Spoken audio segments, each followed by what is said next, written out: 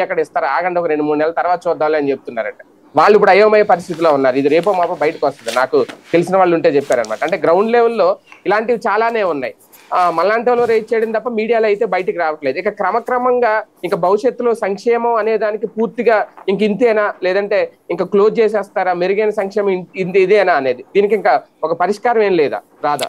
అంటే ఒకసారి ముందు 3 పార్టీల పెద్దలు కూర్చుని అవసరమైతే పౌర సంఘాలు ప్రజా సంఘాలు కూర్చోబెట్టుకుని మాట్లాడాలి ఏంటి తమ పరిస్థితి అనేది. అది మాట్లాడుకోకుండా పరిష్కారం అయిపోయిందంటే ఎట్లాగుంటది? ఇక్కడ సమస్య ఏంటంటే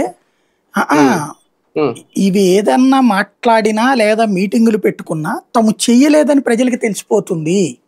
వీళ్ళది ఎట్లుందంటే ఇసుక సమస్య నాకు తెలవదు, ఎందుకు నేనేం రోజు ఇల్లు కట్టుకునేవాడిని కాదు కదా. బిల్డర్కి తెలుసుద్ది, లేకపోతే ఆ పనిచేసే కార్మికుడికి తెలుసుద్ది.